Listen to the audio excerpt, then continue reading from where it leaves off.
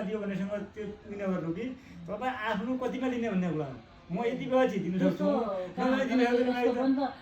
सबै ठाउँमा रेट होला नि त त्यस्तो रेट के हुँदैन जब यहाँको जग्गाको रेट त्यति हो दिनुको पनि के छ त्यो खास त्यो बेच्ने चिज होइन उसरी त होइन अब एउटा कुरो के भने मान्छे अहिले अब अलिकति फार्मेसी कम उत्पादन अगाडि मान्छे दिने भयो चलाउने भयो भन्नु त्यो पनि कहाँनिर हो भने एकातिर सस्ते यो नेपाल सरकारले यो चाहिँ अघिल्लो पढे मान्छेलाई नदिया कारणले मात्रै होइन जस्तो उनलाई सिधा बेच्न दियो भने त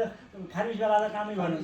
ल भन्नु काम छ तपाईँलाई थाहा छ नि हो कि भन्नु किनभने 52-53 सालसम्म लाइसेन्स दिन्थ्यो उनीहरूलाई त्यत्तिकै दिइदिन्थ्यो 48तिर नपढाएकाहरूलाई पनि दिदियो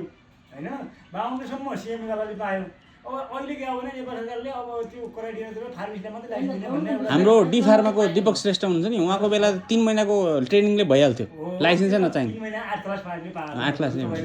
तपाईले पढ्नुभयो व्यवसायी हो तपाईले गर्नु भएन भन्ने हैन हाम्रो पहिले त 8 क्लास पासले पनि पाएका छन् एसएटी फेलले पनि पाएका छन् लाइसेन्स अनि त्यो त नेपालको संस्कृति जति अपडेट हुने त भोलि जस्तो हुन्छ जस्तो तपाईँको अहिले बिफर्मले जस्तो इन्टरले पायो भोलि जस्तो यसैको बिफर्मले मात्रै दिन सक्छ हो किन भन्नु त्यो जस्तो जति उत्पादन बढी भयो त्यति राज्यले पनि टाइट गर्नै जाने अब छैन भने त माग व्यवस्था त गर्नु पऱ्यो उसले अब भोलि फालाफालै अब हिजो अस्ति हेर्नु लोकसेवामा थोरै मान्छेले खोजेर लिन्थे त्यसपछि लोकसेवामा मान्छे बढी भए अब अहिले हेर्नु एउटा विद्यार्थी चुन्ने धेरै बाहना बनायो त्यसले पनि त छान्नु पऱ्यो त हो त्यस्तै हो कसो लाग्यो मलाई भने सही कुरा हो त्यो भएर कारणले गर्दा अब दिने हजुरहरूको इच्छा हो होइन अब कन्टेन्ट भयो भने नाम मान्छे भयो भने म चाहिँ यो नयाँ आफ्नो खोल्नमा आँट गरिरहेको छैन म चाहिँ लाइसेन्स लिएर बरु बसौँ भन्ने सोचिरहेको छु तर मम्मी ड्याडीहरू चाहिँ होइन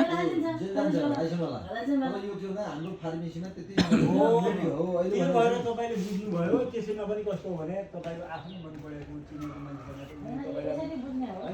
गर्दैन होइन अब फार्मेसी त दिनुभयो तपाईँले होइन यसमा विषासीले बाटो चाहियो नि त विषासीले बाटो सबैले सबै दिन